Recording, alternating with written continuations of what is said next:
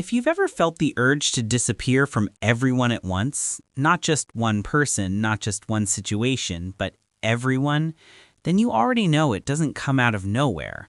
It doesn't look dramatic from the outside. No big announcement, no explanation, just distance. Replies get shorter, calls get ignored. You start telling yourself you're just focusing on yourself. But it says more than you think, because people don't cut everyone off just because they're strong. And they don't do it just because they're tired either. It's usually something quieter than that, something that's been building for a long time. It often starts with small things most people wouldn't even notice, like how you reread messages before sending them, not to fix grammar, but to make sure you're not being misunderstood, or how you explain yourself, even when no one asked for an explanation, or how you feel slightly tense in conversations that are supposed to be normal. You're there, but not fully relaxed, always aware, always adjusting. And after a while, that constant awareness becomes exhausting because it feels like you're performing, even when you're just being yourself. So slowly, your brain starts making a connection. Being around people equals pressure. Distance equals peace. And that's where the shift begins. You don't suddenly hate people. You just start craving quiet more than connection. You start noticing how much energy it takes to maintain relationships, not just physically, but mentally. Thinking about what to say, how it might be received. And the worst part is, you don't always know why it feels this heavy, so you label it the easiest way you can. I just like being alone. And sometimes that's true, but sometimes it's not preference, it's protection. Because cutting people off doesn't always come from confidence. A lot of the time, it comes from overload, from too many moments where you felt misunderstood, too many situations where you had to shrink yourself to keep things smooth, too many times where being open didn't feel safe. So instead of risking that again, you choose control. Distance gives you control. No expectations, no pressure to respond, no chance of being misread. And for the first time in a while, things feel quiet, manageable, safe.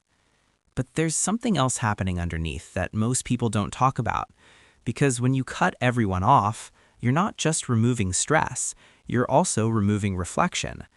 See, people mirror parts of you back to yourself through conversations, reactions, misunderstandings. And when all of that disappears, something subtle happens. You stop seeing yourself clearly. You start living more in your head, replaying old conversations, imagining new ones, overanalyzing things that aren't even happening anymore. And it feels peaceful at first, but then it becomes isolating in a different way. Because now it's just you and your thoughts, and your thoughts aren't always neutral. They remember everything, every awkward moment, every time you felt like too much or not enough. And without people around to balance that out, those thoughts get louder. So what started as protection slowly turns into disconnection, not just from others, but from parts of yourself too. And this is where it gets deeper, because most people think cutting everyone off is about independence, like I don't need anyone. But the real reason isn't what most people think. It's not about independence, it's about control. Control over how you're seen, control over how much of yourself is exposed, control over situations that once made you feel uncertain. When you're alone, nothing can catch you off guard. No one can disappoint you. No one can misunderstand you. Everything stays within your control.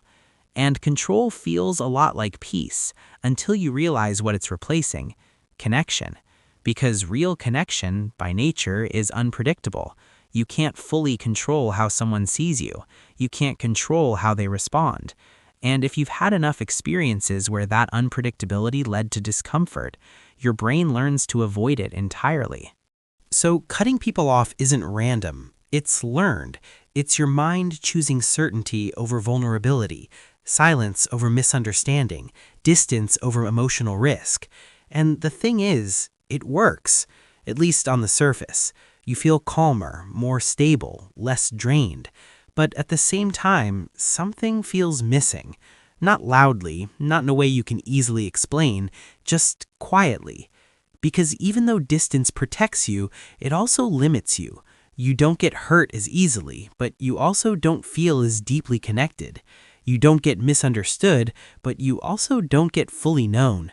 And over time, that trade-off starts to show in the way conversations feel unfamiliar when they do happen, in the way opening up feels harder than it used to, in the way you start questioning whether you've changed or just adapted too well. And that's the part most people don't say out loud. Cutting everyone off isn't always about becoming stronger. Sometimes it's about becoming harder to reach, even for the people who would have understood you if they had the chance. But when you look at it closely, none of this makes you broken. It actually makes sense. Your mind saw patterns. It felt pressure. It chose a way to reduce that pressure.